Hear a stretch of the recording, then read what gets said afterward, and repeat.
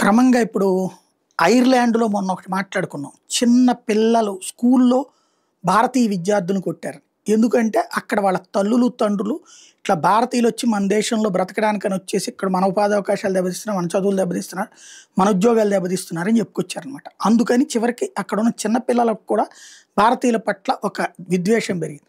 అట్లాగే ఇప్పుడు అమెరికాలో మన వాళ్ళ మీదన వ్యతిరేకత పెంచేందుకు విద్యార్థి దశ నుంచి ప్రయత్నాలు ఏమన్నా జరుగుతున్నాయా అన్నటువంటి చర్చ నడుస్తుంది.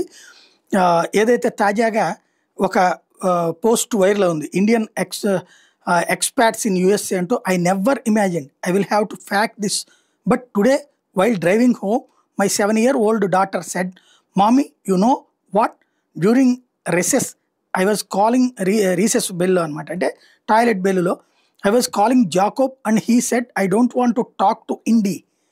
I being not ready that this is coming said what does that mean?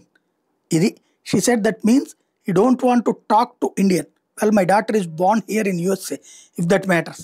ఇది అంటే ఒక భారతీయ సంతతికి సంబంధించినటువంటి అమ్మాయి తన స్కూల్లో ఉండగా తోటి విద్యార్థి, రెగ్యులర్గా మాట్లాడే విద్యార్థి అకస్మాత్తుగా నేను ఇండియన్తో మాట్లాడను పో అన్నాడట.